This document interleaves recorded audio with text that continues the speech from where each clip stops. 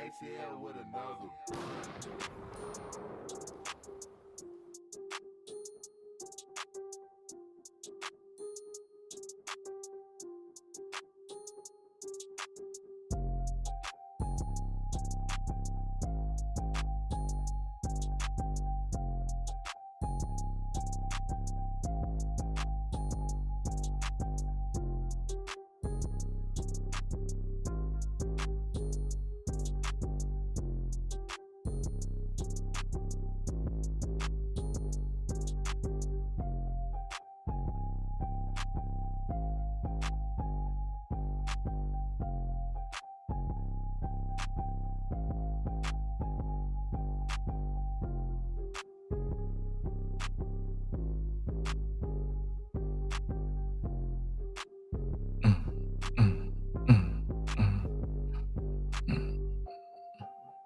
You make me wanna shoot and I miss.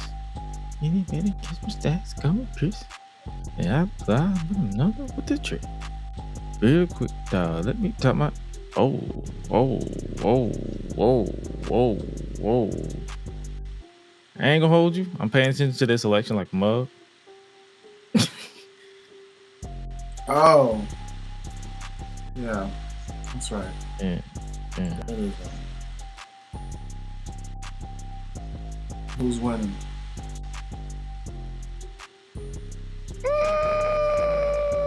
It's close. Here we go again, just like last year. Or last election. My fault. 2020? Yeah. Yeah, that's the one Biden won, right? Yeah. Okay. That was the same little issue, close races. You know, after a while, so many close races, America gonna stop believing y'all. Like, rigged. This is.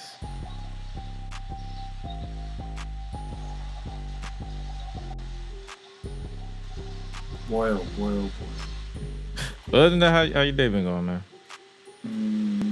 Not too bad. What about you, You my said what? I would have been fine if I got off in time, but this lady just had to have a run through for a session that she's not even doing until Thursday. Ooh, yeah. I said, infections? Either that or she has extreme anxiety. I'm gonna go with that second one because that's what I feel like. Okay, yeah. Anxiety. The way she was acting and asking certain questions with videos and PowerPoints, I'm like, can you stop? Can we go home? Yeah. Can we go home? Because she didn't need me, and I was just sitting there. I'm just like, okay, I've already been here way too long. Like, we've already been here 10 hours. Why are we still here? Any longer? I'm charging y'all time and a half, so you might want to hurry up. There you go. That's how you do it. Heck yeah. Now that's how you're supposed to talk. There you go. From now on, that's how you talk. Time and a half. No, yeah, no. That's I'm giving you time. You time and a half. You want me here this long? Yeah.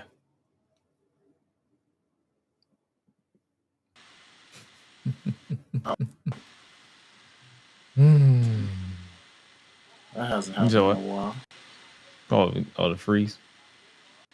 Yeah, it's been a while since we never did that. Yeah. What an interesting day to choose to do that. Huh. Wow. Whoever wins, give Hi-Lite better internet.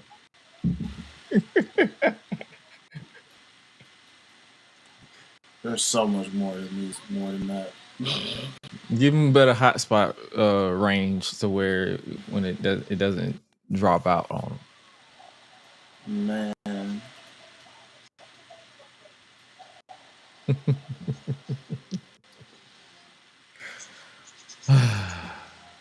I guess let me go ahead and start the show before your internet really starts twitching on you. Yeah. Let's do it.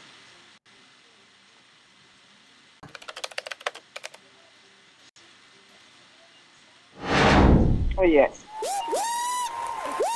Ladies and gentlemen, stand to your feet and make noise for Gresh Unleashed! Let's go! When the club go around here, I'm a cactus. Bang, bang, gang, got an OU jack. When I'm in the ring, it's just me and my best friends. OC cutting no slack. Hollywood Miz, you can put me on the A-list. Gresh Unleashed, better put it on your playlist. Me and my fam be ballin' like the Bruce. Fight night, baby, hard hitting like Sheamus. Family first, yes, bloodline business. Winning all the gold, look at how they witness. I was taught to be the greatest. 1,000 days I'm running, check out the book of Guinness. Coolin' with the baddies in the baddie section. Guarantee you they ain't jaded. Yellow, you baby face, I ain't feeling your gimmick. The fans think it's overrated. Brock Lesnar on the beast. Eat, sleep, flex, and repeat. Whole new swag with a price on the tag. Coming live from the west to the east. Better recognize on the mouthpiece. See the power level gotta increase. Bringing content on a daily. Feeling like Gresh Unleashed. Greetings and salutations, ladies and gentlemen, boys and girls, non-binary pals, baby mamas, baby daddies, and everybody in between. Welcome back to the Gresh Unleashed podcast. This is episode 95 of the show that brings you the good vibes to the best of our abilities. Joining you as always is the voice that does the most, the purveyor of mischief, Gresh. And joining me as always is my main man, my right-hand man, the voice of the Unleashed anthem himself and the Prince of Botch, if you will, Mr. Hi-Lite Real. What's good with you, brother? Got to get the hoodie on, you know. Whoa. There we go. What's up, everybody? I don't know. I just felt like doing that. This is a Monday-ass Tuesday, I can tell you that. Yeah, that sounds about right. That's what it is. This is a Monday-ass Tuesday. Like it's not the weekend, but you just need that escape for a bit before we go back into the reality of the real world. It's nothing too crazy. For sure. We usually try not to talk about politics on the show, but happy election day. I'm ready for y'all to stop texting my goddamn phone day. Yeah, and I'm tired of hearing ads every podcast and or whatever else day. Because, God. Man. Why? This would be a good opener. Why, compared to 2020, did we get this many ads and text messages and flyers in the mail like this year? Honestly, I don't remember enough to know. It seems like we did, but then it was 2020 and it was a weird year and a weird time for everybody.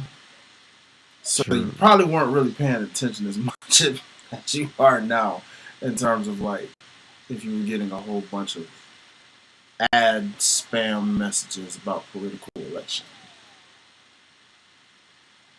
Yeah, because I'm like, dog, literally, I feel like I get like 15 text messages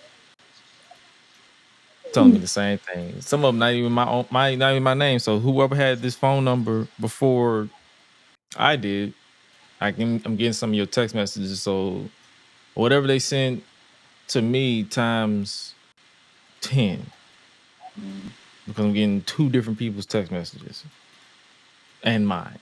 So my phone is blowing up. My phone ain't been this hot since ever. Because I don't get my number out. See, this is probably why you're the smartest man in the world if you don't own a cell phone. Buddy.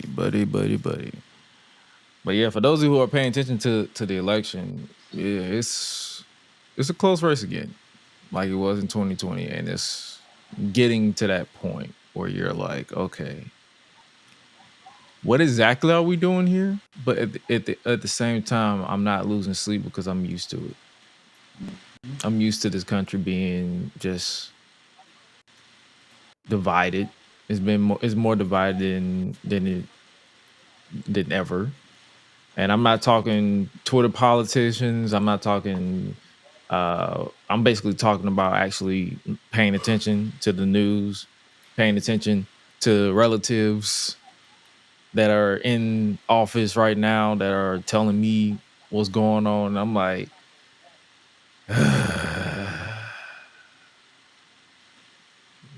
this is America, I guess. Don't catch you slipping now. Don't catch you slipping. But what shouldn't catch you slipping though? This is another episode of Gresh Unleashed podcast. We trying to give you guys some escapism for the next 45 to an hour, so that you can have some form of like, okay, let's try to take our mind off of whatever happens with the world. But the last thing I will say, political wise, is hopefully you guys exercise your right to vote, like truly. Because when I voted, I had my nieces at mind. I had the future, my nephew. Like literally, all of my relatives are black, so for sure I had their future in mind. Because I'm not gonna be here forever. I'm not gonna be young forever. I'm thinking about the future. I'm not thinking about just the present. I'm thinking about the future. So when I voted early. I voted before the chaos of the 5th. But it's like, if you just did not exercise your vote, I said this in 2020, I said this in 2016. If you just, and I'm not even talking about just the presidency. That's why I try not to get into politics, because it's so much nuance that goes into voting. Because the voting doesn't stop at presidency. A lot of people assume that voting stops at presidencies. No, you have to pay attention to everything: Senate, House, state representatives, mayor, on et cetera, et cetera. It's like so many positions in the government that you have to pay attention to, that a lot of people don't pay attention to, and wonder why nothing really changes. Because the president is just the face of the country. They're not the final say. And a lot of people don't know that. So that's what I'm saying. Like, that's why we're not going to spend too much time talking politics, but that's just my 2 cents and my analysis from basically paying attention to everything that's going on. There's no right or wrong way to vote. It's your prerogative to vote, especially if you're black, and especially if you're from anywhere, but especially if you're from the South. Because you know what our ancestors and our people in the past went through to make sure that we had a voice in this country. So all we could do is just don't try to get our anxiety up for the outcome. All I will say is, if you don't have to get out tonight or tomorrow, like, really pay attention. Really pay attention to your surroundings, as well as don't expect all the counts to be counted tonight. So if nothing gets concluded tonight, don't be up in arms. Usually it takes them multiple days to count the votes, mainly because it's a lot more people in America than there was in 2020 and in 2016. So yeah. But back to the show. What do you want to start? You want to start with Crown Jewel? Speaking of politics, Jesus Christ. Yeah, I guess we can start with Crown Jewel. Yeah, let's start with Crown Jewel. Yeah, it's a nice way to chop it over the fan right quick. But yeah, Crown Jewel, what did you think about it overall? Like, we had two, I guess you could say, namesake champions crowned in the men and the women's, as well as the continuation of the Bloodline story, the Bloodline Civil War, if you will, the new Bloodline versus the OG Bloodline, and sprinkled in a bunch of other stuff. It was like, I think it was like 3 or 4 matches that was fun. Everything else was just vibes. Yeah, I gotta agree with that, bro. Pretty solid show. I like the unpredictable factor it had in terms of outcome, because most people probably looked at most of those matches and assumed they knew one outcome, but actually probably ended up being the opposite. So I thought that was pretty for that pretty decent show. What you think about the fallout from the Bloodline? Because we started off with the Bloodline match. It was the OG Bloodline, Roman Reigns, the Usos, and Jey came out by himself, so they're not really on the same page 100%. Versus the new Bloodline, and like we thought was going to happen at Bad Blood happened on this show. Roman Reigns got pinned by Solo Sikoa. Mm-hmm. Yeah, it's like they listened to you and they went in reverse. Yeah. You know, we were saying that at Bad Blood. You were like, yeah, Roman's got to get pinned. Got to get pinned. Wrong. They're like, nah, we're going to use this as a setup for Jimmy's return.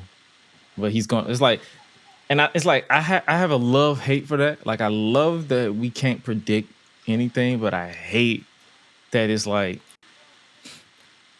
I feel like, do you feel like we reached that point where they're rushing this story? I'm not really quite there just yet. But I do think they have to figure out what, it's getting a little all over the place just a little bit. But, and I think that's what I mean by them rushing the story. Like if it feels like, hey, we start off at point A, point B, point C, and now we're at point D. But we point E, but we skip D. So it's like it's a whole chapter. I feel like it's missing. Yeah. Shoot, man, it's hard to really say, bro. That could be the wise man factor. It could just be a lot of different, it's almost like reverse storytelling now because the Sami element, it's like he's reproving himself except with opposite brothers. And I'm like, wow. I mean, at least Sami addressed it, though. I do like how he reversed it. I'm not going through trial again. I'm not going to go prove myself all over again. Like, I've done this before. And Jimmy's playing Jay's role this time, when last time when they were heels, it was Jey playing Jimmy's role. Now they're baby faces, Jay's playing Jimmy's role. It's just like, oh my gosh. Like, yeah, it's like the story's being told in reverse here. Yeah, kind of intriguing, as a bloodline baby face. It's like, yeah, I heard a little something about a theory of like, what if Sami was the bad guy the entire time? I want to hear this theory. That's the purpose of this show. I want to hear theories. I want to hear point of views. I want to hear everything. Mm-hmm. You already know I keep my head down and on the grind. So it's like if I want to hear everybody's point of view and I want to give my for sure. For the most part, everybody seems to be just. It seems like everybody's kind of like excited more so just because of how many different ways they can go with how they're telling the story so far. Because you still have the wise man out there. If Paul's kind of deciding to get back on TV, kind of thing, you still have that factor.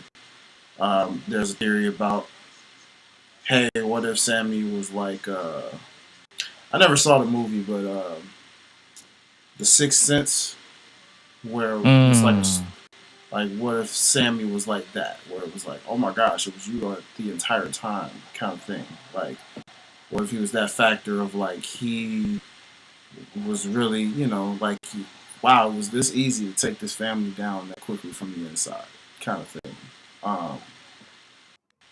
Just little things like that. Especially with him being the outsider, if you will. And I guess if that were to be a case, I mean, that's tough because, they did so well at building Sami as a babyface that I don't know how well that would work to suddenly just make him a heel all of a sudden because of everything that Jimmy... Because, like, well, if you're doing this in reverse, that means now you're working Jimmy around to actually come back and trust Sami again. But then at the same time, if Sami was the bad guy, then that makes Jey look that much more of an over babyface. Because apparently the theory is, well, what if the story is not around Roman this time, but actually around Jey for real? like we said it was initially from the first time around. You know, what if this is actually just more about Jey this time even than Roman? What if you know, Jay's friendship with Sami is overshadowing, you know, you saw the trauma he's already going through with what he went through with Roman. So what if Sami's the low-key hidden villain here, and you know he actually is on the side of the Bloodline 2.0. You know, it's just little things like that. But that would require a lot of time to tell a story. Like I can see that, but to risk, if they do that, they're gonna risk it feeling kind of rushed. I feel like something like that should be handled with care. Like, because I feel like the entire, and this is just my theory, and this is just my analysis, I feel like the entire Sami getting back with the OG bloodline is a little rushed. Because I feel like, because then I believe I said it on here. I said I feel like they should take their time with him as far as like earning. He should take time re-earning their trust, because he was the initial split at the Royal Rumble 2023.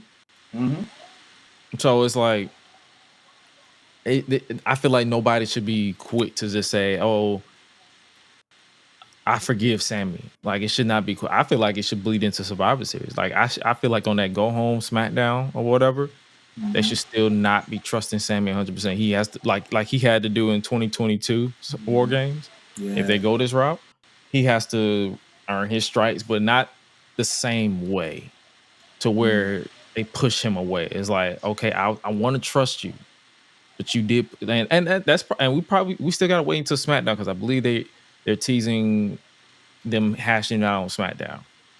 Everybody, all four. But even after they hash it out, I feel like Roman should still have that like twitch over his shoulder, because he was the same way with Seth. He didn't 100% forgive Seth for putting the chair in his back. Yep, that's true. Even through all the sheer reunions, all that stuff, he still didn't 100% forgive Seth. Yeah, now I love your theory on that part, because clearly Roman's got trust issues. Roman has trust and control issues. Jey has basically, he has like this issue where he needs your approval as well as acceptance. And then Jimmy has abandonment issues. Yeah, you can see that story with Jimmy. You can see that. It's like, what I mean by abandonment issues is basically like he feels abandoned by Jey. He felt neglected by Roman / abandoned by Roman. And he felt betrayed by Sami when Sami stood up to Roman. So it's like everybody has this little underlining story where you're like, okay, this is why he act this way. This is why he's fidgety this way. This is why he's this way. And it's like now Roman, after losing everything, he has to face the fact that it's like, I can't have my control issues.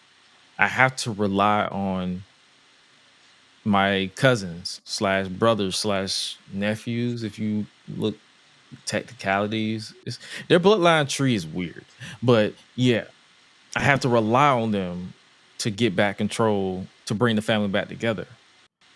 And I also have to rely on the man who in many ways shattered the OG bloodline. Even though it's my fault, because I kept abusing him and trying to get him to prove his loyalty to the point where he snapped, I still have to trust him. And he still has to trust me.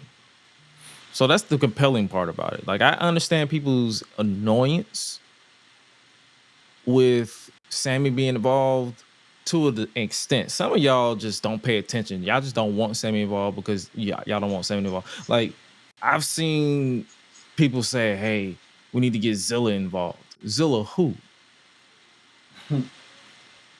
Fatu?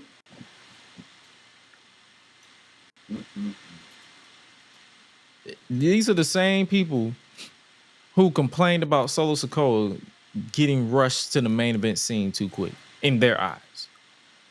You think Zilla? Y'all won't do the same thing to Zilla?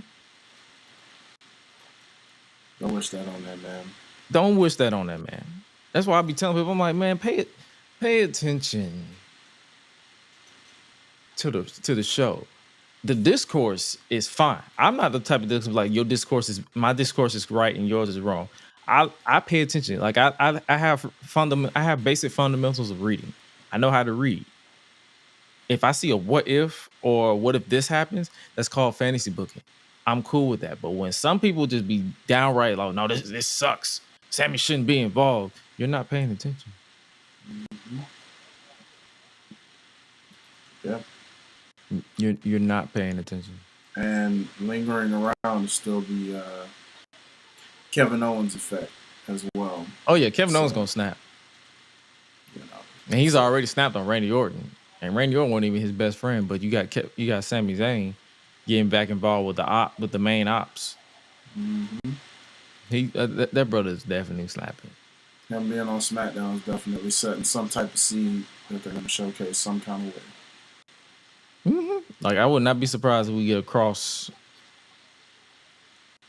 like some type of crossing. If it's not, there's gonna be this Friday. It's gonna be very soon. If not before War Games, Survivor Series, or after. But Kevin Owens is definitely gonna come see Sami face to face, and they gonna hash it out.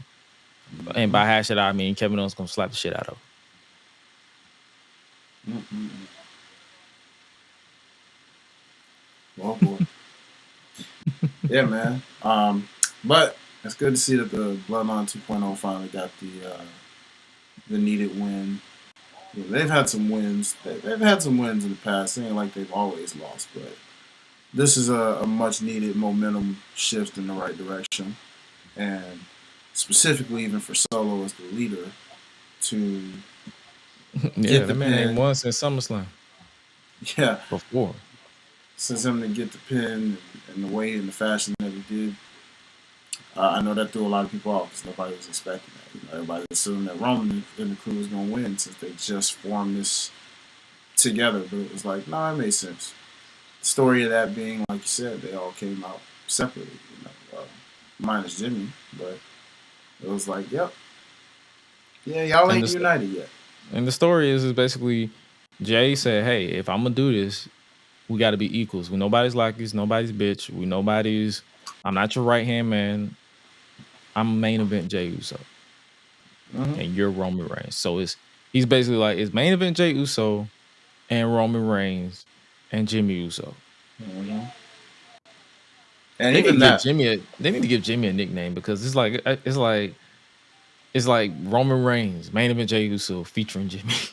Like they need to get this man a nickname, like Big Jim. Mm-hmm. Yeah, I agree. He's gotta have something. I don't know how, I don't know when, but I'm happy to see what's unfolding. And even with, what was I gonna go with that? Even in the fact of, oh man, it still would be nice to have had some women involved in this somehow, but maybe they get there, maybe they don't. Maybe it never gets there. But it's cool to just see what's unfolding amongst this. Oh yeah, for sure.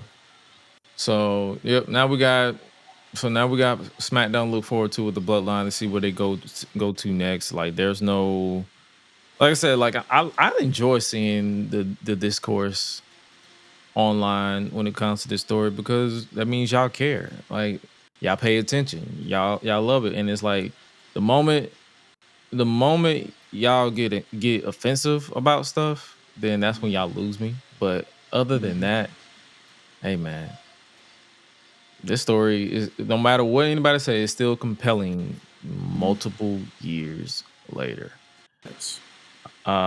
Anything else that happened on Crown Jewel? Basically, Cody Rhodes and Liv Morgan are the inaugural Crown Jewel champions. Mm-hmm. Did you care about about these matches? I cared about Liv and Nia because of just the Tiffany element. Was wondering if we were going to get a cash second. We Slick kind of almost did, but still teasing that. So we'll see how that plays out. And yeah, I mean, as far as Gunther Cody, I was just more so intrigued on how they were going to actually execute that, which that finish was a little lame. But hey, Cody got the pin, got the win, and looks like you're slowly getting a babyface Gunther somehow. Nah, I feel like he's still gonna be a dick. I think it's more so because Gunther literally said he called his shot and said on one of the pre-show interviews, he was like, I'm just gonna choke out Cody. And his first mistake was constantly going to that gameplay. Mm-hmm. Like he made a mistake and he got caught. So I feel like that's the story that they was trying to tell in that main event.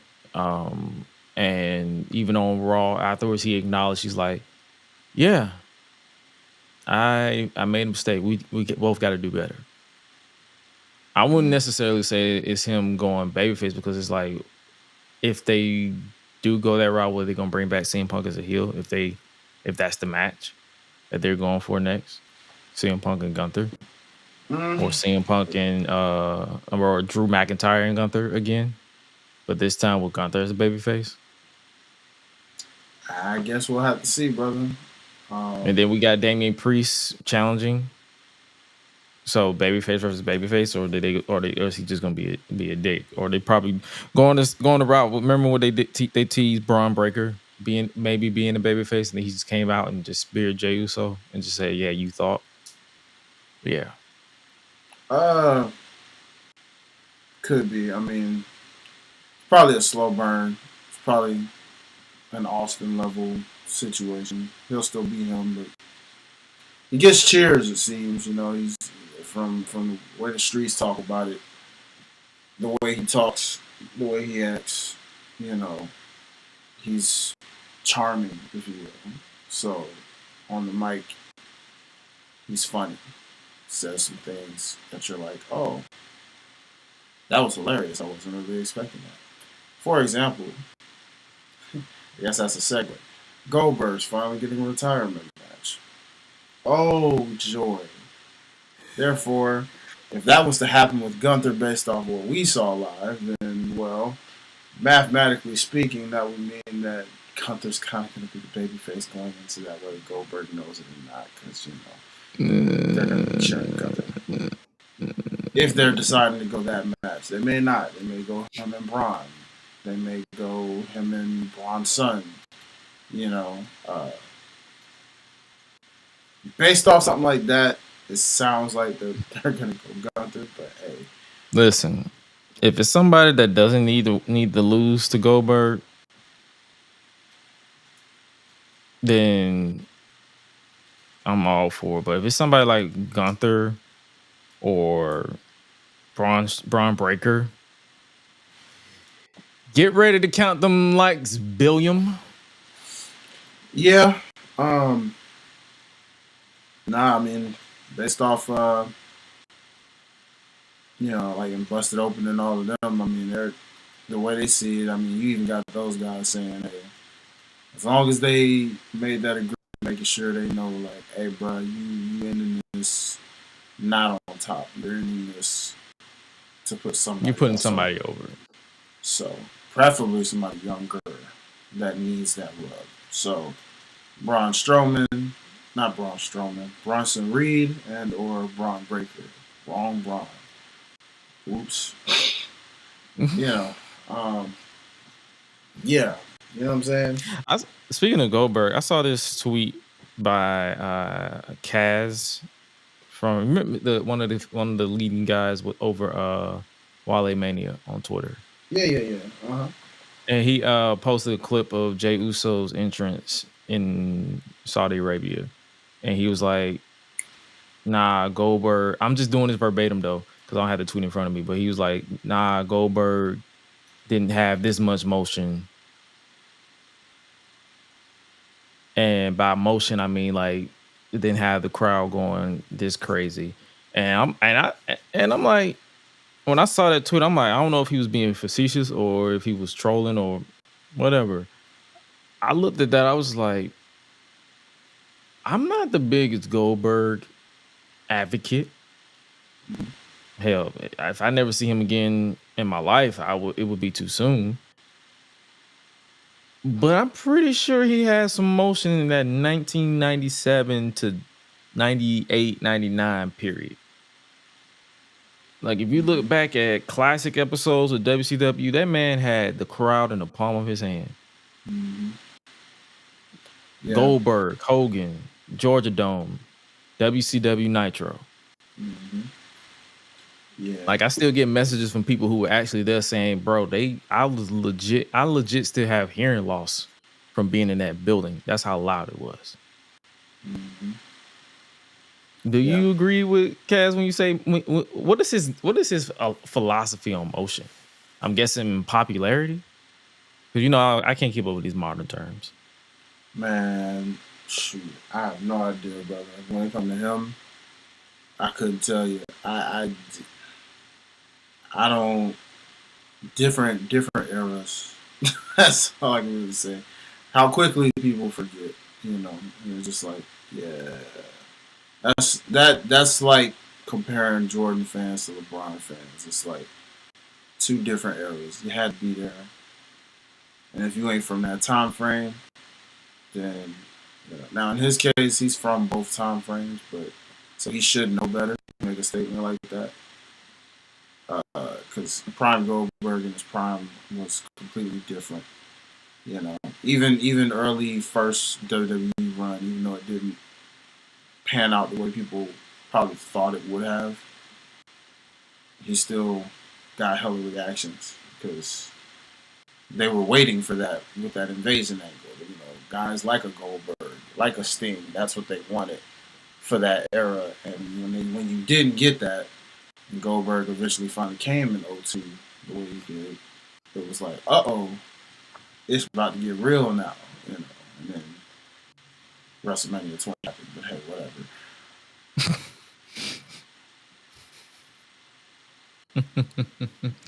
Yeah, it's I can kind of tell with today's engagement farming, people always want a reaction, but I just thought that was interesting. I'm like, come on now. I'm not Goldberg's biggest fan. Like, me and Haven Rain agree on one thing, and that's fuck Bill Goldberg, but I'm not going to sit here and just cap and just say that man had no motion, no popularity, or not enough. Like, I'm like, I would dare say that he had a little bit more than Jey in his prime. Okay. But that's just me. But yeah, Goldberg retiring next year, 2025. I'm just gonna tell you right now, you're not overshadowing John Cena, so you can have your little match. You can have your little one-off.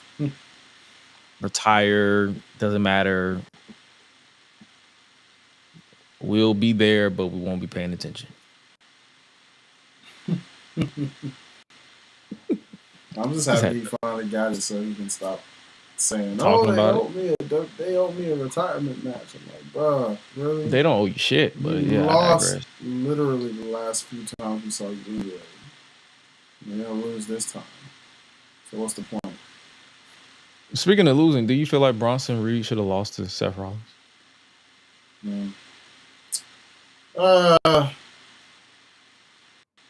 Based off the fact that it looks like they are continuing this feud, I'm not mad at the outcome per se, but I get some people's criticism. Like, Seth doesn't need to win. And I mean, in his case, he could have lost and would have been all right.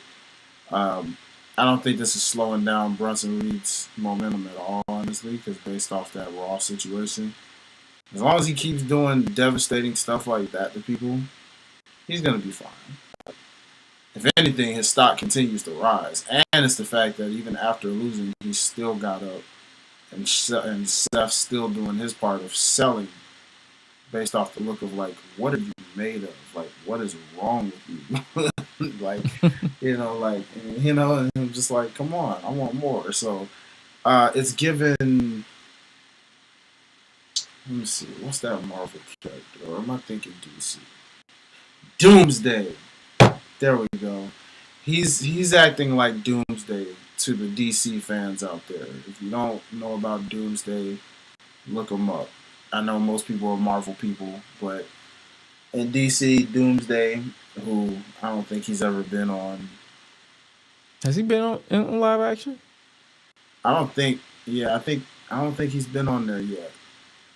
I think he might have been in Batman vs Superman, but I can't remember. I gotta go back and look and see who that villain was. I barely remember that movie, because it was so bad. Yeah, me too. I can't remember, because there was a villain in that, but I forgot if it was Doomsday or not. But Doomsday, to those who don't know, is basically an indestructible, invincible super being. So at the end of the day, you can't really kill him, and he, no matter how much Superman beats him down, dude killed Superman, for crying out loud. Let's just put it that way. All right, Doomsday is one of those things, like, he can't really die, and no matter what you do to him, he's going to continually just keep on coming. And that's kind of how they're doing Bronson Reed, in a sense. It's like, no matter what you do to the guy, he's just going to keep coming up for more. And what do you think the end game will be? Him being the champion, or him just continuing to get all these high octane spots and just to come up short? I think it's resulting into him just being a main event player, main event piece. The fans are getting behind him because it's like every time they see him, they know it's about to go down. Tsunamis in the most destructive way possible.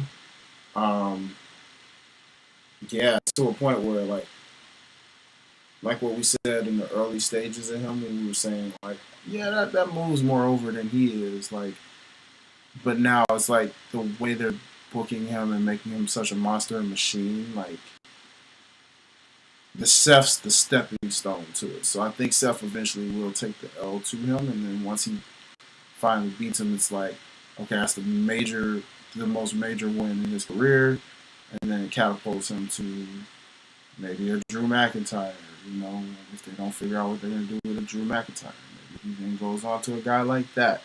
He just continues to get put over by those who don't really have much more to do or need to do anything, and it's just like a nice side quest to continue to build his resume till, like you said, maybe eventually a title does come his way.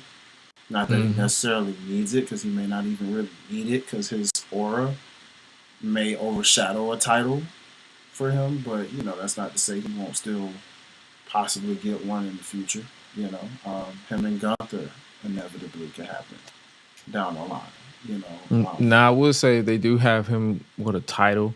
I wouldn't go the Braun Strowman route, because remember he was red hot in 2017, and then they just didn't put the title on him. Yeah, if Bronson ever strikes gold and gets red hot, I feel like he should, and he goes after the title, they should just pull the trigger. Yeah, because his moveset, in my opinion, especially after watching him at Crown Jewel, is vastly incredible, in my opinion. Like, he does moves where his height, you don't even notice his height. He's not a tall guy. He's thick. Pause. So it's like he is definitely someone to pay. And I've been paying attention to him since his NXT days, when he was NXT North American champion before he got released. And it's like I sat through people trying to convince me up and down, like, Bronson Reed sucks, this, that, and the third. And I'm like, bro, all they gotta do is just find the right moment for you. Y'all be so dismissive of people because, oh, he doesn't get a crowd reaction. Are you there? Do you know if all of the crowd is reacting? Like, y'all have to really, are you, and that's another thing too, a lot of people need to stop going off of, like, as if you're a part of the company. Do you enjoy it? Do you like this person? Do you like what this person brings to the table? If you do, it's okay. Stop spending your time trying to convince me to dislike him because you dislike him. You're wasting your breath. But yeah, Bronson Reed, like, I didn't lose sleep over him losing to Seth Rollins, but yeah, I feel like they definitely need to boost him to that next level once he finally gets that win over Seth Rollins. I agree. What else happened on Crown Jewel? Well, Raw too. Like, it don't have to be just Crown Jewel. What else happened over there too? It's a 2-for-1 basically. New Day split up is getting more and more interesting. Yeah. 10 years of the New Day. Because I believe they said they're going to dedicate an entire episode. Something tells me that means we're going to get a Big E on-screen appearance around that time. Oh yeah, for sure. Yeah, like now before we give them their flowers, how do we see this going? Do you see your theory of Kofi snapping on Woods as a swerve? You see them going a predictable route with Woods turning on Kofi, or do you see Big E coming out and Woods turning on Big E, knowing he can't fight back? Right now it's looking like Woods. The only reason I really kind of predicted the Kofi factor was, well, the you-know-who situation that I don't speak of. Never mind. But, sorry, y'all mosquito somehow. The freak. Right. That's what we need. Where did that come from? How did a mosquito come in? Sorry. Yeah, the weather's changing. They're trying to find comfort, but they can't do that in our house. Exactly. I'm like, what the heck? How did that get in here? Wow. Yeah, now I'm gonna have to kill it when I see it again. It's one of those little small, visible looking ones. But anyways, yeah, dude, like I'm intrigued because I want to see. It's just, Woods is becoming too much of the hothead here, where it's very obvious that he's going the heel route. The only thing I ask is, I'm just wondering how they're going to go about this when the time is right. Like, what will be the end game once Woods gets past this? Because obviously the reason behind this and the main story is, the narrative started as, he's the only one that has not had a true singles title run. So, at some point, this is why I was kind of hoping Jey was still going to be IC champ at some point, but somehow, some way, eventually, this man has to win a singles title. That's his end game. Now, which title he wins, I have no idea. On the World Heavyweight title, but somebody got to beat Gunther then, if that be the case. And I don't know who that is. Not yet. Sounds too soon to say, well, wait a minute. You know what? Damian Priest could win that title after all. If this Goldberg thing is for real, remember that fool has a habit of costing people things. I know people, nobody likes to hear that, but Goldberg does have a strange habit of costing people things, and I could easily see a situation where he would cost Gunther his championship.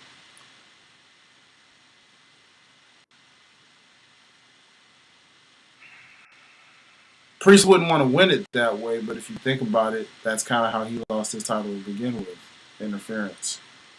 So who's to say the same thing wouldn't happen to Gunther?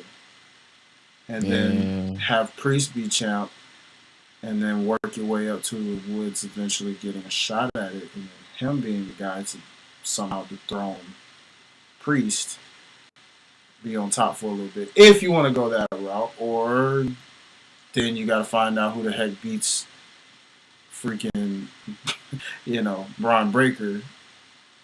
And then, because clearly they got to put Braun Breaker on TV first. Yeah, exactly. That's why I'm like, either way you squeeze it, pause, somebody's got to, one of them have to lose to a babyface to allow Woods to then sneak his way into a title shot somehow, and dare I say win. Because it doesn't matter what it is, whether it's IC or whether it's World Heavyweight title. most of us, if Marty were here, Marty would say, yeah, let him get the World Heavyweight title. Because, our boy Marty would definitely want that. And he had out of me for that. But it's tough. It's a tough route. So one of these got to happen for that to happen. Yeah, so I definitely see a heel turn for whenever they do. Pretty much their own version of Festival of Friendship. 10 years. 10 years of the New Day. Now that we got our, I guess you could say, fantasy booking, betting odds of what they go after this at the end of the day, I said it on Twitter, and I'll say it again. No matter the outcome of the celebration episode of Raw, nothing or no one can take away the 10-year impact that the New Day had on modern WWE.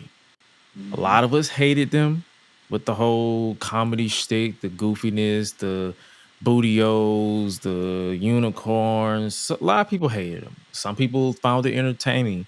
Over time, once they got in that ring, they put on. Their feud with the Usos.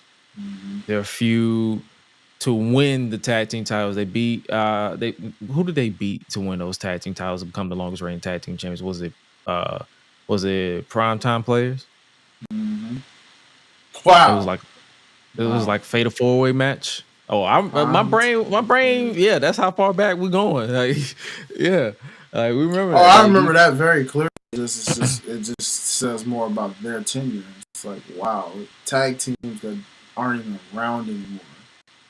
Facts. Wow, you know what I'm saying? Titus is an ambassador, and Darren Young is Fred Rosser in New Japan.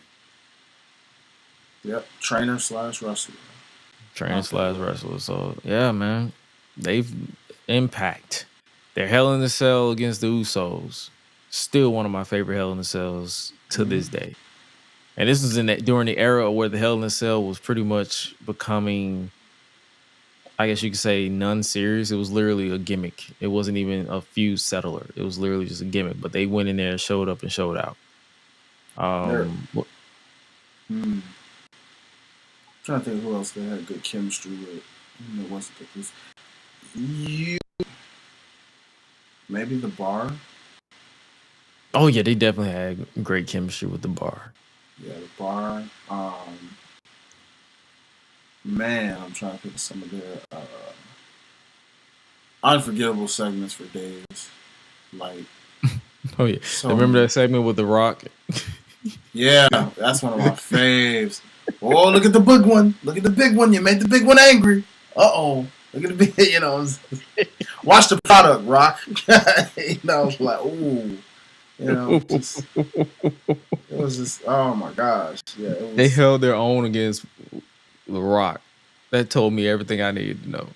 Yeah, it was the New Day time machine, hopping back in time. Kofi coming out to his old, he was like, hey man, 2009 was one of my best years. He said, wait, that's one of my best years. What are we doing? Why I gotta go back? Oh boy. Yeah, man. And then on top of that, Big E winning the WWE Championship. Kofi Kingston, Kofi Mania. When they joined the 5-time club with Booker T, King Booker. Like, it's so many moments and memories that you can literally pinpoint with New Day, and none of them will be wrong to be picked. So it's like whatever route they're going with the New Day going forward after the 10 years, we're obviously going to be there, but nothing or no one will be able to erase the most decorated tag team faction in WWE history. Period. Agreed. Man. New Day, 10 years. It's crazy. New Day rocks for life. For life. Oh, Io Sky. Oh, and they were Triple Crown in NXT. So it's so many moments. But Io Sky is the number one contender for the Women's World Championship. Speaking of that, the bigger story of that entire thing is the seeds are now planted officially with Bianca and Jade, it seems. Looks like Liv's on the cusp of breaking up yet another duo. That's kind of becoming her thing, it seems. Breaking up duos. You know? I like how Bianca slapped the fire out of her, though. Nah, for real. And it's one of those things where I'm like, that I knew it. I knew it. That just solidified it. I knew Jay was freaking Deadpool. I knew it. Freaking knew it. That waistline, I didn't see that until just now. I knew it. I was like, she looks like Deadpool. She's such a superhero fan. That's why I was like, yo, that explains so much now. It's like, yeah. Well, a couple things here. It looks like Raquel and Liv about to be tag team champions yet again, which also means Liv's about to be a double champ, which also means you add that plus the little Crown Jewel thing, and that's one hell of a run of a year for her at this point. Mm-hmm. So, congrats, Liv, if that's where this is headed. Well done, ma'am. Compared to the first time we saw you, met you when you were the I'm happy to be here champ. I finally achieved my dream champ. The SmackDown Women's Champion. Yeah, now you found your bag and you found your character and your purpose, and now it's leading to your run of a lifetime. So that would be a crazy thing. Like her future Hall of Fame status now is pretty much all but complete. Like you do that, that just already shows like. When we get a studio set up, we should bring her on the show. Her and Dom on the show just to chill. And, for sure. And I promise y'all, just letting y'all know right now, any wrestler that we ever come around to get on the show, we're not talking wrestling. So don't expect us to get no news headline for Fightful. None of them people like one thing about me, it's like the wrestler always have to ask me to talk about wrestling.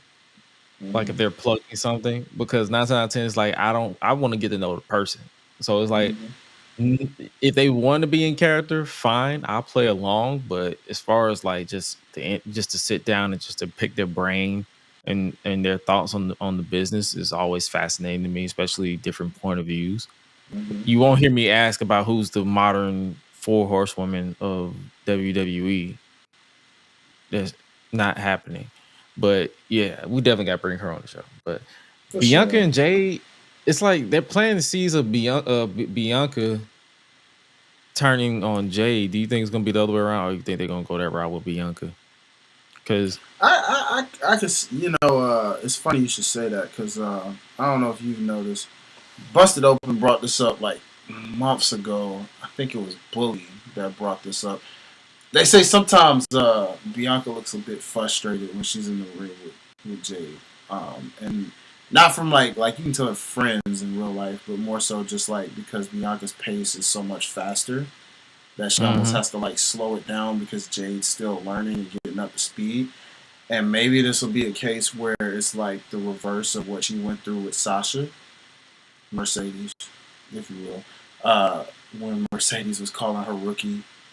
And it was like, and she was kind of using that against her. This could be a situation where Bianca's kind of looking at Jade the same way. I've been carrying you this whole time, and I was the longest reigning women's champion, and then you come along, and people all of a sudden want to put us together because we're two strong, beautiful black women. But that's been slowing me down because while we might have been champions, I got lost in the shuffle. Some kind of, anything. It could be a reason behind it. Bianca will find a way to make it work. But then again, there's the John Cena factor with her. So, does she want to be heel? We know what heel Bianca looks like because we got a lot of that in NXT. So we know exactly how good Bianca can be as a heel. However, what would that mean? Because unfortunately, with a heel Bianca, that also means they're going to change that theme song. And you do not want to change that theme song. Mm-hmm. So you know what would happen. you know what would happen. You Oh no, already Death know. Row will out of here by the time that shit happened. No. Get them niggas out of here. No. No. That's what I'm saying. She would definitely get a totally healed theme if that was to happen. I still don't Death give Rebel. them. No, Death Rebel, they'll remake it, but give it rock metal. I hope not. I'm on my against the walls. It's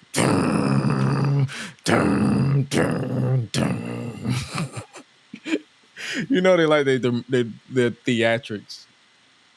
Yeah. And they gonna have a random female rapper. Watch me shine now. Watch me shine now. I'm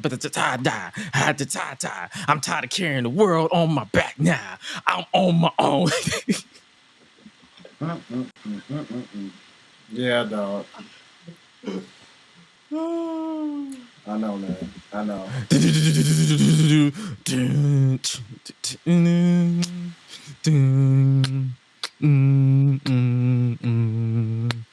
Nah, this is how it's gonna start. This is the EST.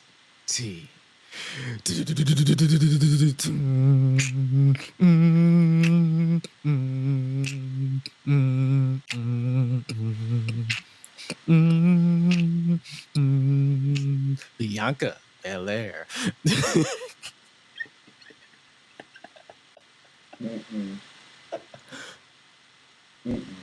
Nope. I'm not impressed.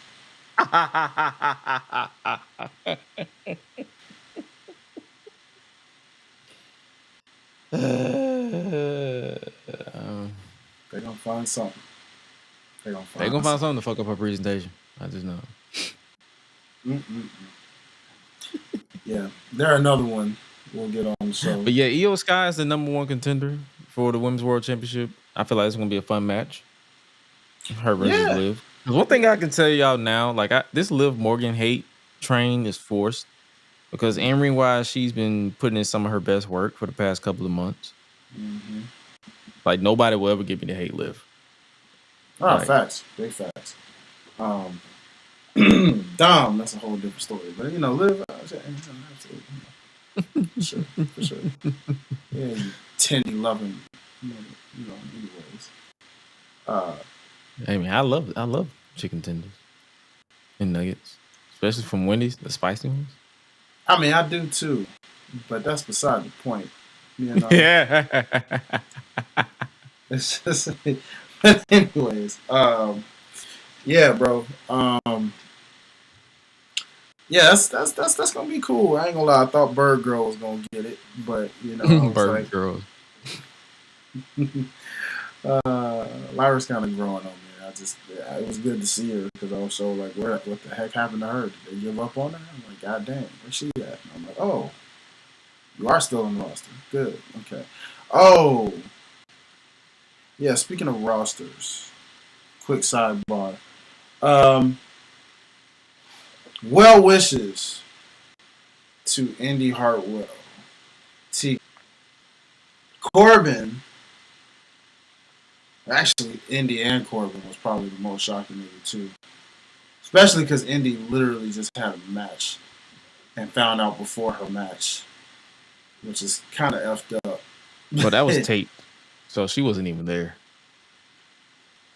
The fact that she still didn't even know was just like, yikes. But they've done that before, so it's not like it hasn't happened before with this company. I see her as a strong Impact Wrestling individual, or TNA. Personally, I think that'll be the better brand for her. Please don't go to AEW. Don't get lost in that over there. If you really want to establish yourself and find yourself some more, do it in TNA. They can use the faces over there. I actually say the same for Tegan Knox. Come on over to TNA too. Both of y'all, I think, are a perfect addition for the TNA roster. Especially because more than likely they're losing Jordan Grace come January. So it's like they're going to need some of those pieces to fill in for what they lost. with Jordan Grace. You know what I mean? So prayerfully they end up over there. And then, well, Corbin is one of those guys that could be a little bit of any and everywhere, to be honest. I heard he's very good friends with Pat McAfee. Could end up doing something on the Pat McAfee show for all we know. You know, he's a good solid mouthpiece. Apparently he's very good at grilling. You know, they say on his Instagram he grills a lot of good dope meats, or he's like a big smoker and stuff like that, or something like that. So, you know, he's a Chiefs fan, Kansas City Chiefs. You never know. You can do some stuff with them. It's basically they're saying his windows are kind of similar to how AJ Francis was when AJ Francis got released, where it was like you probably will see him pop up in somebody's company, but that doesn't necessarily mean that'd be all that he's doing. You know what I'm saying? Right. So he's one of those guys where I think he's going to be, out of the three, he'll be the most I'm good kind of situation. You know what I mean? Mm-hmm.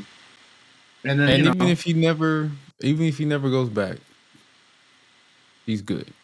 Yeah, I've always appreciated Baron Corbin. You know, we just talked about Liv and gave her flowers. I want to say to Corbin, I never really hated you, bro, in terms of like a go away kind of hate.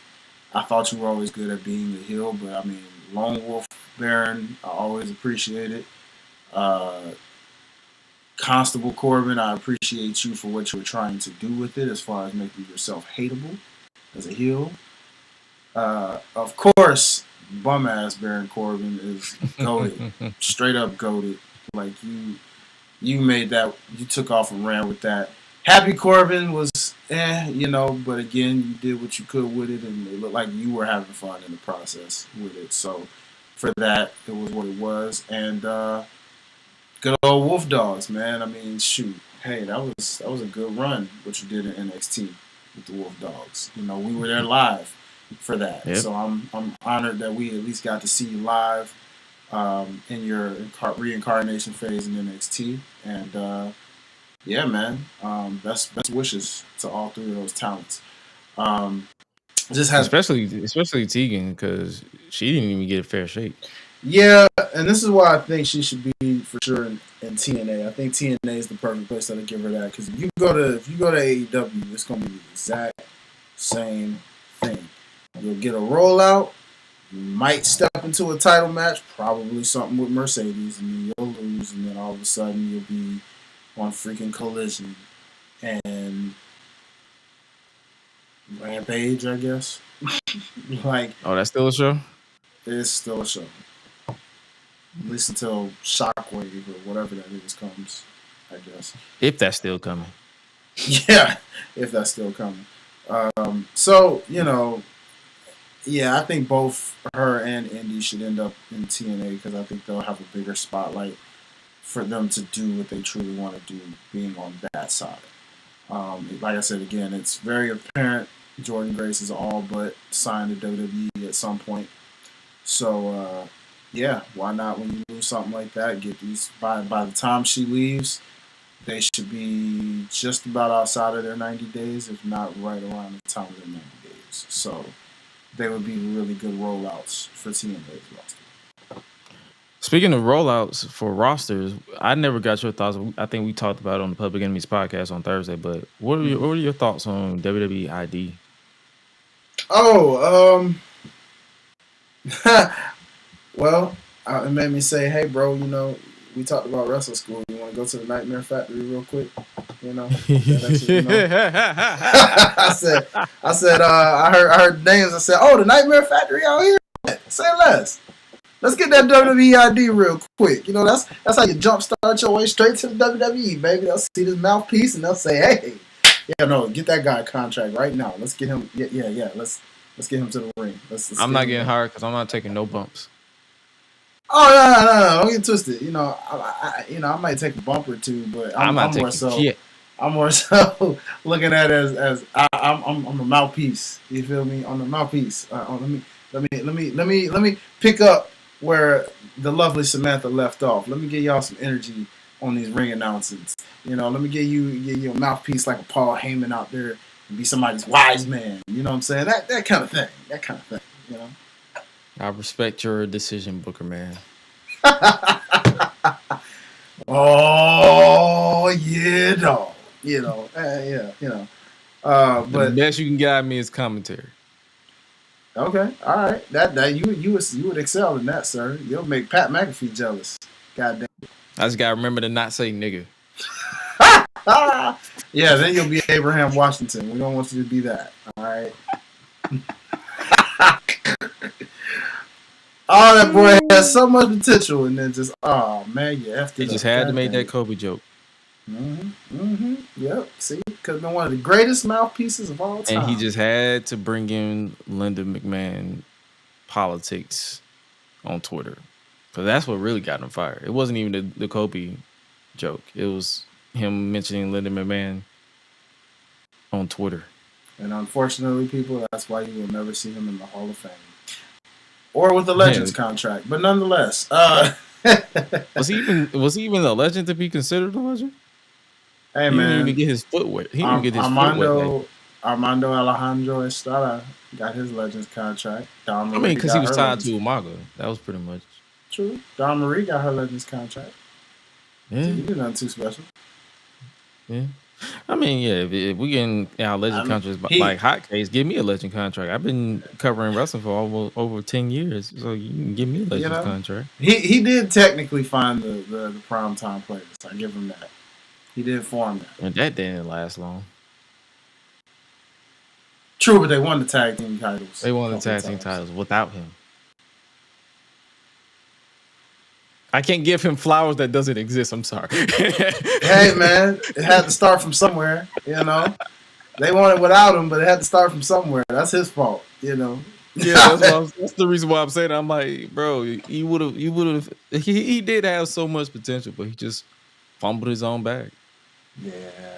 But who do you think can pop up into this WWE ID? Because I think they said they're gonna reveal the first, I guess, person that's ID'd on Sunday. For those of you who don't know what the WWE ID is, basically their form of their recruitment, similar to what they did with the college athletes. Now they're going back to the independent scenes. Like if you studied under Cody Rhodes' school, Seth Rollins' school, Booker T's school, and another school, I forgot who owns. I think it's Rikishi's school. Mm-hmm. Then they're going to be paying attention to you more. A lot of people was up in arms saying, "Oh my God, they're finna raid the Indies." That's not necessarily the case. It's more so if you are attached to this specific school that they have association with, they're going to ID you first, and then they're going to test the waters and see how this operates, and then they're going to probably expand over the next coming years. Well, you asked to answer your question, the one you asked me who's number one. I think it's kind of obvious. We just talked about him a little earlier. It's probably Zilla. Let's just call it like it is. Oh yeah, Zilla. for sure. If it's not Zilla, I'd be surprised. He's just got number one draft pick written all over him in terms of like scouting purposes. So especially when you come up with a Superman spike, which is crazy. It's just him doing it's like he's just doing the Superman punch, but with his thumb. But it's genius because no one else thought about that. The super that's thumb. Why. That's what I'm saying. Like, this is why probably some people can't wait to see him get there eventually, because like he's thinking of things that I love when these, like how these new age Samoans are like, you know, this. That should be the subsidiary to the Bloodline when he comes in, the New Age Samoan. Yeah, no, for real. The New Age Outlaws with the New Age Samoans. That could work, no, for real. Because it's like, I like how he's adapting and saying, you know, okay, like with Jey, you know, we were talking about how everybody adapts people's movesets. That's why when people are like, oh, well, you know, the Usos will never be like great wrestlers. I mean, they only do super kicks and body splashes and Samoan drops and hip attacks. And it's like, hello, all of them do each other's movesets. If you haven't noticed, okay, The Rock was doing movesets. The only one who stands out is Jacob because he does the whispering the ring, swanton bombs. Yeah, he does a little bit of everything, right? But it's still the fact that that's what I'm saying. Even he shows tribute to his fellow, family members, right? And it's like Right. Zilla is like, Samoan Spike, which, clearly Solo readapted. Samoan Spike, Superman Punch. What if I put the two together? Yes! There we go. I get the fly and thumb you in the throat. Paul. But it's effective. It makes sense. It's like, you know what? That's genius. And I'm like, this is why I say, hey, I hope that when Jay did the People's Elbow at the live show, I was like, Jay, why aren't you doing this, sir? You should do it. Do it on TV. Do it. Rock ain't doing it. Do it. He's barely there. Call it the People's Yeet for all I care. I don't know. Anything. Hey, go for it, Jay. I mean, you already adapted the slaps. Why not go ahead and throw in, Yeet? Why not? But WWEID is pretty cool. Now I will say I heard Mark Henry kind of give some thoughts on it, and I wanted to kind of share that real quick. He kind of exposed some people in terms of like it wasn't attacking WWE, I don't think, but it was more like attacking certain promoters on the indie scene that basically be sleeping around with certain women to try to help catapult them, saying using their WWE connection as leverage to be like, oh yeah, I can help you get there, but you're gonna have to do a little something for me first. Like he was kind of just basically saying like, hey, nah, we don't do that here, and ain't none of that. Basically saying that he hates that, you know what I'm saying? And like he was also just kind of making it known. I'm paraphrasing a lot of this, but basically it was just more like when he looked at the school selected, he was just trying to understand like, what about Santino Marella's school? What about some of these other schools that have the WWE history in terms of like people who came from WWE at some point in time? Why, given most of those schools that are selected are schools that people currently affiliated in a sense, in some way, whether it's a Legends contract or an active, Seth Rollins school, Cody school, Booker T school, guys who are currently kind of involved, if you will. And so it wasn't like a bitter thing, but it was a thing where he kind of just pointed that out. And I think the counterpoint to it was like, hey, I think eventually they're going to work their way to get into some of those other schools. They're just starting out with these because there's so many indie promotions out there, and obviously they're not going to take over the whole thing because AEW is going to scout their talent where they are, They can't take over the whole thing, but they can take over at least the big ones, right? Mm-hmm. And be like, hey, we're going to provide you with the resources. I like that aspect of it, that is providing these independent companies with the resources that they lack it in, right? So I think it's pretty genius that it's like, hey, we gonna give you extra cushion. It kind of reminds me of, it almost feels like the territories if you think about it. Yeah, it almost feels like the territories a little bit. It's almost like they're bringing back the territories in a unique, different way. While it's still just, this is WWE, but now we got like certain territorial indie places where if you're an indie wrestler and you go here, just know you'll get that extra WWE spotlight rub if you come here. But that makes sense. And I also will tell people this is mainly them saying they have first dibs on this particular talent, not saying, hey, we're guaranteed to sign you, because a lot of the stuff is not gonna work out. Like even with the WWE NIL, that didn't always work out. Mm-hmm. A lot of people who came through under that program didn't work out, but you had a few people who did. Mm-hmm. So, and I wouldn't say like they're at the top of the food chain, but like you could tell that they're progressing. Mm-hmm. So, hey man, hopefully they don't 100% go 100% on students. They go on some people who got some experience in the game because I feel like NXT needs a lot more vets in that locker room. Good vets. I ain't talking about the sleazy time. I'm talking about like actual good vets to kind of like, okay, here's how we run the ropes. Here's how I run the ropes, but here's how you run the ropes. Let's find a compromise. That type of ordeal. And then as far as like just paying attention to how to work a crowd or know what position when it comes to which camera to work a body part on, stuff like that. So hey man, I'm not one of those who's gonna immediately shit on it. I'm just gonna wait and see how they progress with this program. Because remember when we reacted to the NIL news, we was like, oh my God, why not indies and why is this, that, and the third? But then over time we was like, oh, okay, let's just sit back and see what they do, what they cook. And so far we got some good people out of it that are currently cooking it right now. Obafemi comes to mind. I believe Jada Parker was in it as well. So a lot of people are cooking through those ranks. So now we're gonna see what they're gonna do with the ID program. Wasn't Lola a part of that too?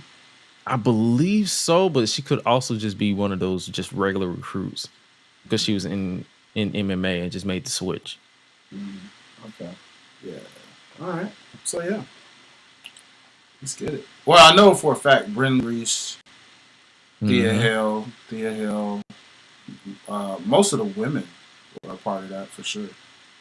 I think even Adriana Rizzo, I think, was a part of that too. So like, yeah. Yep. Yeah. Even though I think she was injured her first round, so they brought her back after she recovered. Yeah. So it's good to see. A lot of good talent came from that subsection of the recruitment. So now they're going to pay attention to the indies. And it's like a lot of people saying, what's the difference between what they was doing before when they're just signing people? They're basically saying, hey, this is a pipeline that we're creating to give you a smoother transition as opposed to just us signing you and giving you a crash course. Here's the WWE style, learn it, like it, live it, whatever. Whereas if you go through the ID program, you're still allowed to work wrestling matches in various territories, if you will, or independent companies, except for anything affiliated with AEW. I can just tell you that right now. I mean, I know they ain't say that outright, but you can tell they not finna.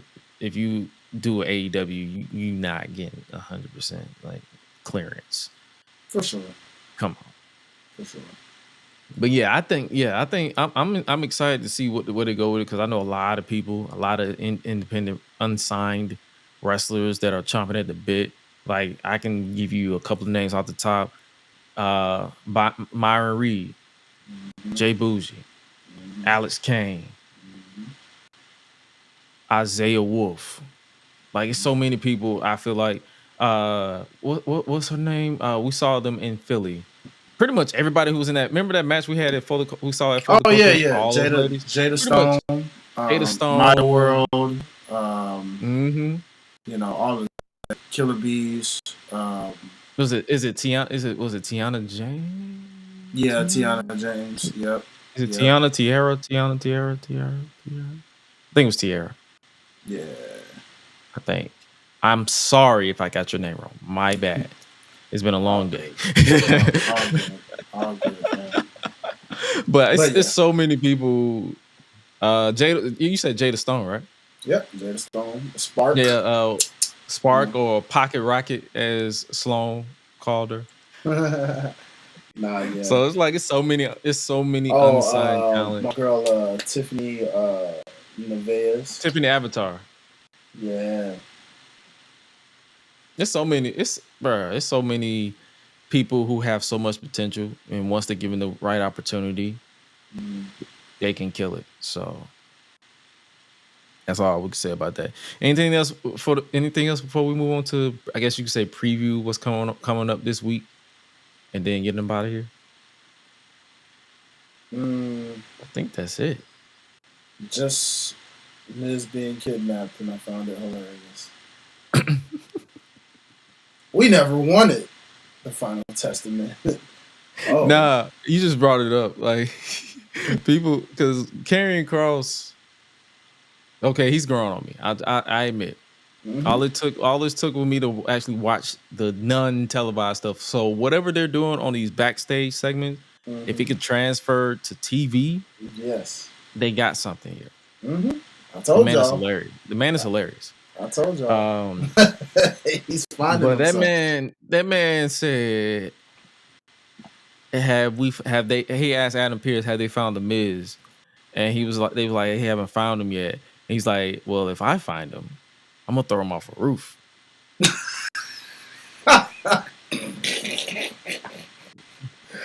Oh, yep.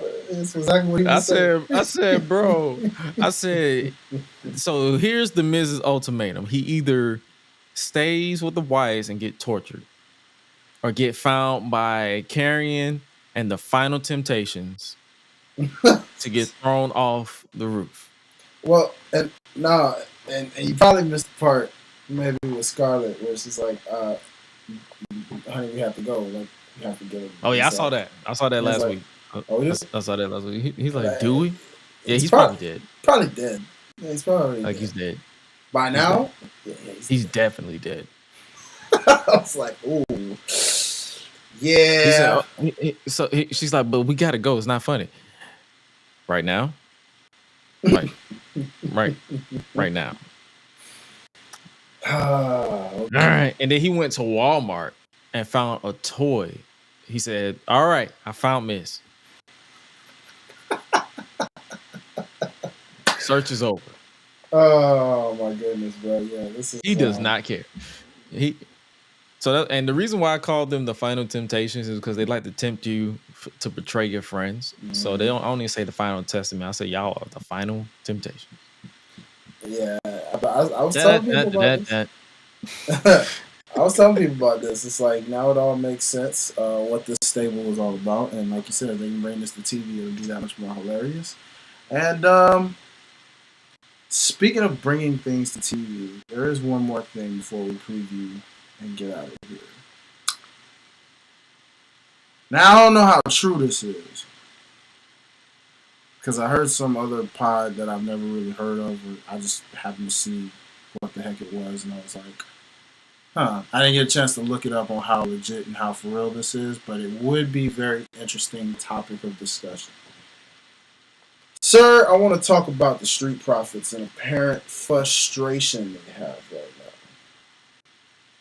now with a quote it looked like that Montez was talking about. Mm-hmm. And it seems that I forget the name of what he was on. He was on something and basically was just sharing and voicing his frustrations of the fact that we're being forgotten about as far as what we did and what we've accomplished so far, and the fact that we're not one of the top tag teams right now the way we think we should be. And we haven't really been frequently really used for real. It's like people are starting to just remember us as a team that just falls to the wayside of the bloodline. Versus versus a team that's actually accomplished things and done things and should be valued as a top tag team, up there with like how we talked about the Usos, for example. Like they should be in that same echelon where by now they should have probably won a couple more tag team title reigns. And how, these new tag teams are coming in, which it sounded like, didn't say it directly, but it sounded like it was basically more Motor City Machine Guns. Come in, win tag team gold, and that's that. Now, granted, the only pushback to, if that's a true quote, the only pushback to that is, well, those guys kind of earned that in the independents. They've been around a long time. This was like the final thing to do on their bucket list. So I could understand. Plus, they're not spring chickens. Those guys are actually pretty freaking old. Like, the Street Profits are fairly, they're young enough where they still got a lot of mile and tread left on their tires. Mm-hmm. Both individually, if they go the separate route, and as a team. Those guys, on the other hand, bruh, I mean, do you know how many injuries they've both had combined over the years? Freaking Saban blew out both of his ACLs multiple times. Shelly, multiple injuries. Like, those guys they got a lot of miles on their tires. So the fact they kind of had to award them with those tag team titles like now, because they couldn't wait, because if they waited too long, like, not saying it would have happened, but something could have happened. Yeah, and it's like it was now or never for them. But I can understand it, because when you look at the tag teams, right? Like, it's amazing that the women's tag division so far is looking more legit than the men's, which is strange. You mentioned the Street Profits being frustrated. Mm-hmm. I know a lot of people are talking about Montez Ford breaking out on his own. Mm-hmm. What could they possibly do to get the Profits to be heel, to be the ones to dethrone the Motor City Machine Guns and revitalize the Street Profits? Or even if it's, I don't even think it's a heel turn that's needed. I think they just need consistent booking. Yeah, and I think that was mainly part of his frustration with that booking thing. And see, it's funny because it ties into the narrative Triple H has been getting as of late with the black talent thing. Ricochet, you know, when I don't know the name of whatever podcast that was, so forgive me. They probably won't see this, but whatever. From one of the guys that spoke, I just overheard him mention the fact that it's the pattern here. Ricochet was frustrated with his booking. Where is he now? AEW. Now, that's up for debate on how his booking's faring so far over there. We'll see. It is what it is, but nonetheless, he went there. Bobby Lashley, as we know, he's debuted. He is now officially in AEW, as is Shelton Benjamin, as is MVP. MVP was very open to let people know that they were trying to bring this Hurt business back in WWE, but Triple H and them said no. That's MVP's You remember? words. You know why? You saw that booking pitch he gave about Gunther? No. What did he do? MVP did? Bobby. What did he do? What happened? Oh, you didn't see that? He basically was like, I'm just doing verbatim right here. He was basically like, he pitched an idea of when Gunther was like real red hot. Mm-hmm. I'm pretty sure when Imperium was still a trio and not a duo. Mm-hmm. He was like, he would have came up face to face with Gunther and was like, I want to face you. And then Gunther would be something like on the total lines of, well, I don't face people like you.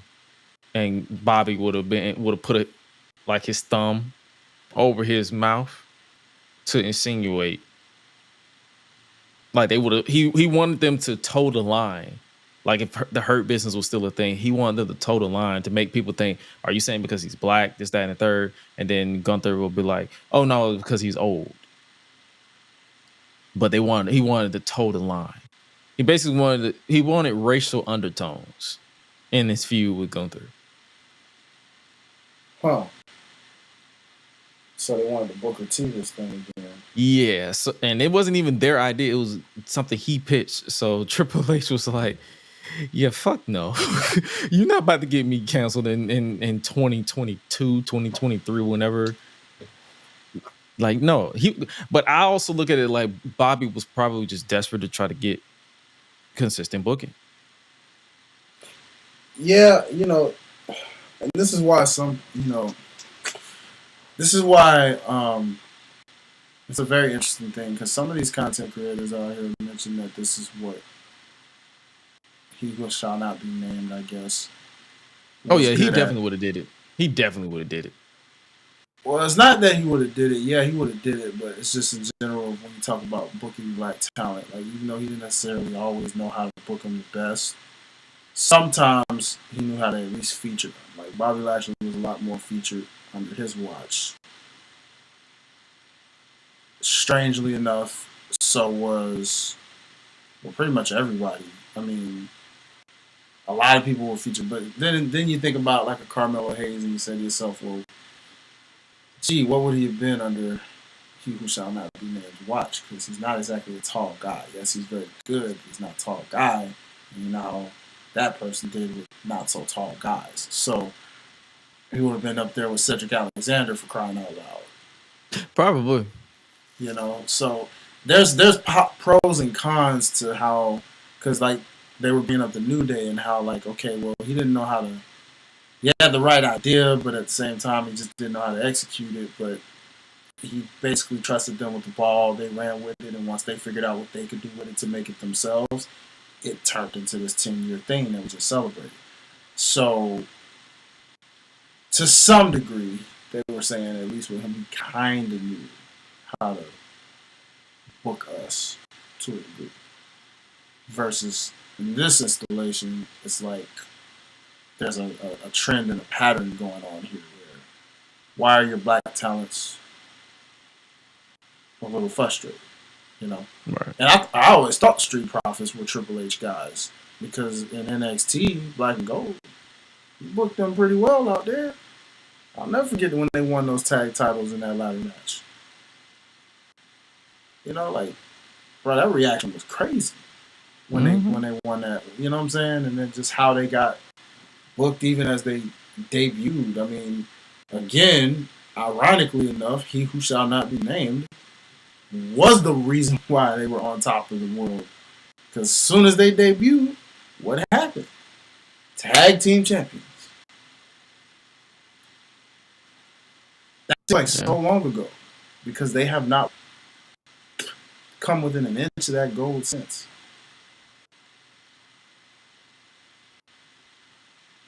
But I don't know, man. This is, I thoughts and prayers go out to Doc and Montez, man. I mean, especially, this is why, you know what? I ain't gonna hold you, bro. Now here's an interesting creative pitch. Say Bianca does turn on Jade and she's the one to go heel, and then let's just say Montez happens to decide to go heel in his own right and finally go solo and try his own waters to test. On-screen heel pairing with the real-life couple. They already have their chemistry. Their chemistry is always going to be there. So the fact that they can just do that in character would just be something interesting. Mm-hmm. You know? Something. Heel Montez and Bianca.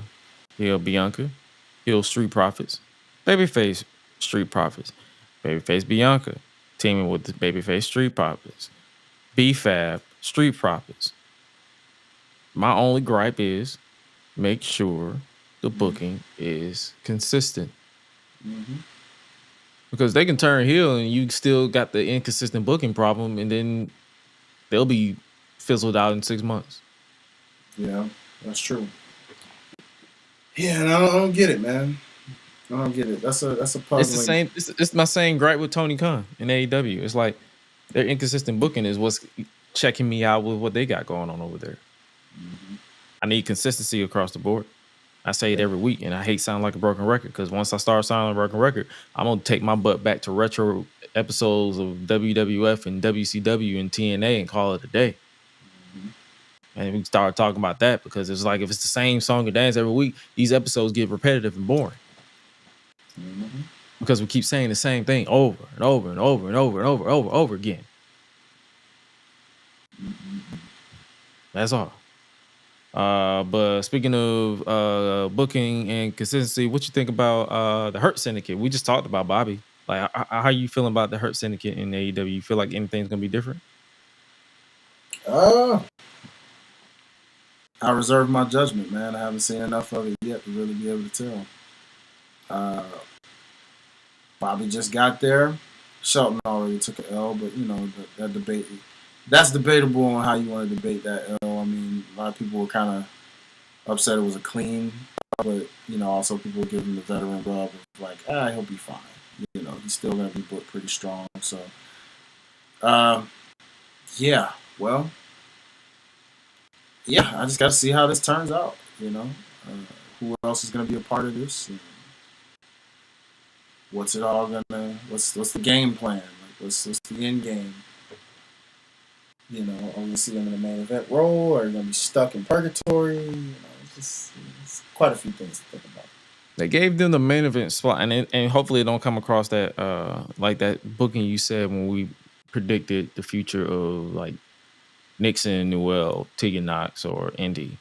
It's like give them that initial pop and like, okay, here's the new toy, and then just put them on a shelf or put them behind the paywall of Ring of Honor or put them on Rampage that nobody watch or put them on Collision that very few people watch because a lot of people go out on Saturday nights.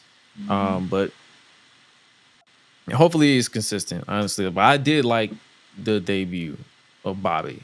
Like his theme song, Mikey Ruckus, never fails to amaze me with his music.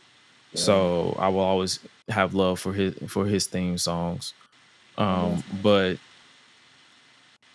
yeah, it's more of a waiting game, wait and see type of deal. Wait and see also is NXT CW is going down because it's 2 head-to-head shows. No wrestling was on tonight because of the election, so NXT is going down tomorrow. So we'll be back with the Wednesday Night War, if you will. How you feeling about anything going on? Like we got Bubba Ray and Trick Williams versus Ethan Page versus Rich Holland. Yeah. That's a match that you already know how I feel about that. Yeah. Yeah. All good. It's like a whatever, in you out type of deal. We have a star-studded 10-woman tag team match. NXT Women's Champion Roxanne Perez, Fatal Influence, including NXT Women's North American Champion Fallon Henley and Cora Jade versus Zarya, Stephanie Valkyrie, Julia, Jordan Grace, and Kalani Jordan. I saw a comment on it, I think it was from The Fuck You Mean, Cam. He said you can't bring in Zarya, Stephanie, Julia, potentially Jordan, and not cut some of the fat, unfortunately. I'm guessing that's in reference to like all these signings that they're bringing. So yeah, that's the unfortunate thing about, because there's only so much TV time you can give talent before you borderline start hoarding people. But that's neither here nor there. But I'm looking forward to this NXT Women's like this will be the first time I'll be doing the NXT. We'll be doing the NXT without actually going on after the show, so that'll be interesting to see. We also have Javon Evans versus Wesley. How are you feeling this Wesley heel turn so far? It's cool. He's funny. He's funny. He's funny. I'm excited. Nothing else, nothing else needs to be said. Yeah, it's funny. I'm looking forward to this. Yeah, it's gonna be fun. And then we mentioned Dawn Marie with the Legends contract. We got Dawn Marie as the guest referee against. This is the one I was waiting for. There we go. There we go. There we go. Yes. Yes. Yes. Yes. Yes. Yes. Yes. Yes. Okay. That's a dream match, baby. This is a dream match. Hardcore rules match. Jada Parker versus Lola Vice. Dream match, baby. With Dawn Marie as the guest referee. Hips on hips on hips on hips. Yes. Yes, this will be fun. This nigga. Hey, man. Two of the baddest women. I get it, though. I get it. They finna have a thick off. I get it. Yeah, man. This is and it's hardcore. Oh yeah. It's gonna be fun. Yeah, we're good. Probably NXT off this one. Facts. That way I can go to sleep early if the tag team is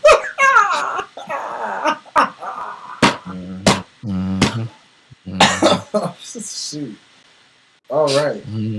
Oh, I will say this with NXT though. You know, I didn't get to tell you this theory, but I knew it. I was like, I knew it. I freaking knew it. I knew Nikita Lyons was the one that attacked Rizzo. I freaking knew it.